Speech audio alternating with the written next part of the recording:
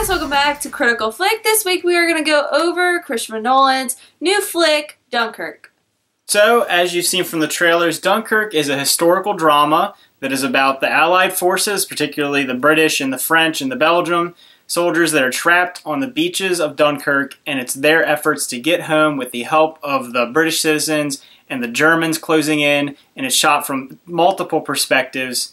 And that's basically what it's about. It's a historical drama about the events at Dunkirk. So this movie has a huge cast of actors, and you may know a few of them coming back from Nolan's other films like Cillian Murphy and Tom Hardy. So as Brian said, characters, there's lots of them throughout this movie, but there is no character development. It is basically focused on the story at hand of Dunkirk at the center of the war. So that being said, this movie is shot from three different distinct perspectives. You have the soldiers on the land, you have the ships coming over in the water, and you have the dogfighting with the planes in the sky.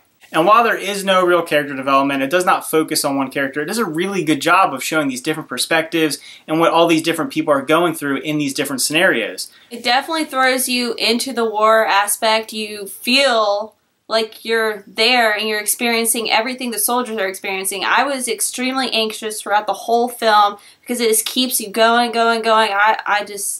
The tension in the film. The tension is incredible in this movie. I'm a big fan of tension, hence my favorite movie is Alien, and this movie never lets you get comfortable. It never lets up, and you see the tension from all the different perspectives, not just the sitting ducks on the beaches, but the people fighting in the air and the people on the boats, and just that, that sense of hopelessness that they all feel through this whole event. Yeah, exactly. You feel this hopelessness that they're trying to struggle to get off the beach, trying to go home, but every time they try to leave, something bad happens. I mean, we all know the war. It was a terrible, terrible thing that happened. Yeah, it's really brutal, and you get a really brutal sense of what's going on. And the fact that he's able to do this at a PG-13 rating and not have a lot of gore or anything like that is really admirable. I mean, you get that same feeling that you would from a movie like Saving Private Ryan or another big epic war movie, but they don't need to rely on that really graphic in-your-face stuff. You get this tension and this uneasiness just through the situations and just through the score. Oh yeah, the score is absolutely amazing. Hans Zimmer does it again. Christopher Nolan and him are the best pair in the biz to me.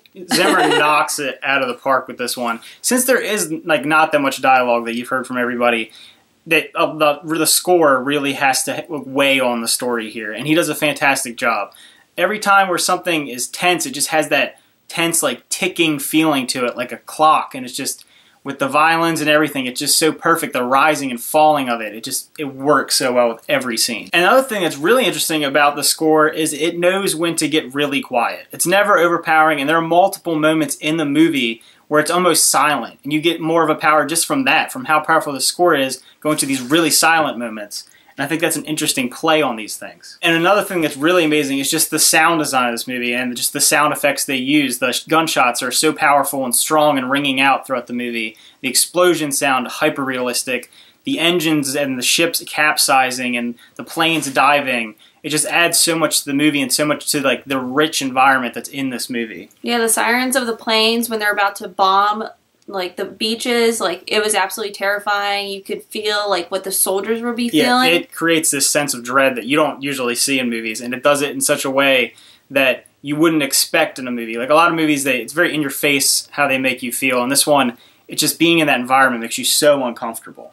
Just recently, Hacksaw Ridge came out, and that was extremely violent, showing the violence of war, where this movie, Nolan takes a completely different turn and shows you the fear and just your surrounding environment and what they're experiencing. Yes, there was a lot of blood, a lot of people died, but it was survive, fear. Yeah, the paranoia that these soldiers are feeling and that everyone's feeling. Everyone that's involved in this movie is so paranoid what's happening, rightfully so. They never know when they're going to be attacked or all of them are going to be killed.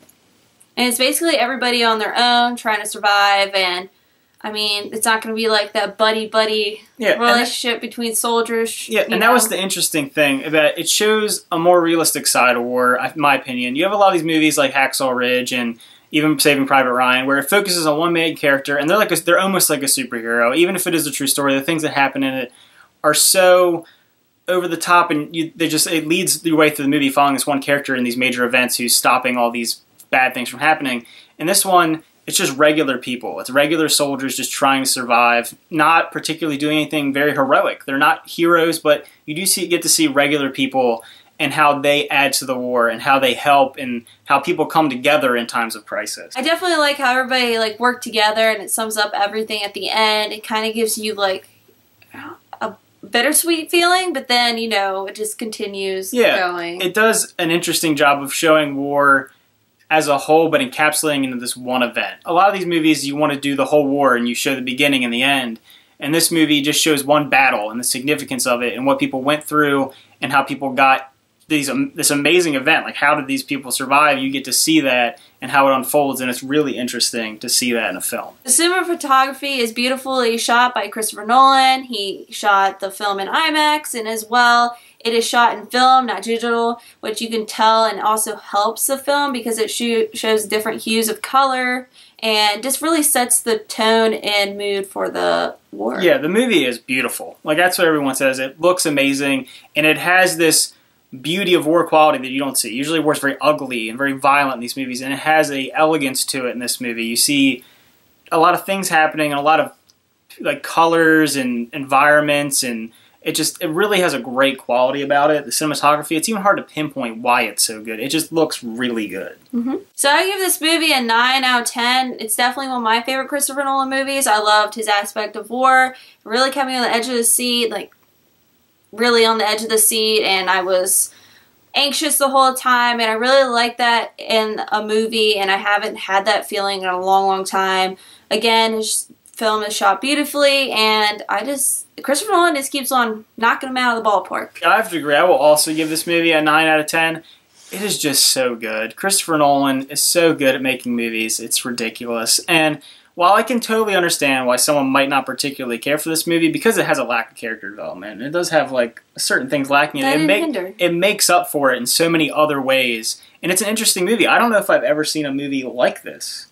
Just the way it's shot non-linearly, and just everything about it, the cinematography, the sound design, the feeling, the authenticity of it. I definitely don't think there's enough like good war movies out there. There's some really, really good war movies. But there are a few, but then you have like the few and far mediocre between. one. This one is a top tier. Yeah. It's right up there with the best war movies in my opinion. And it's almost transcends what a traditional war movie is. And I would like to see more movies done like this. Like just a specific battle.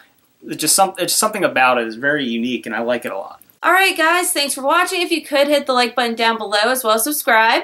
And make sure you stay tuned. Later this weekend, we're going to have a more in-depth review. You saw how much Tom dedicated to the Nolan series, so we want him to get his really in-depth thoughts on this movie, so that should be coming up sometime later this weekend. And if you've seen this movie, let us know what you think. I think that this movie might be a little divisive with fans, but just let us know what you think. And again, thanks for watching, and keep out for that next video. Bye. See ya.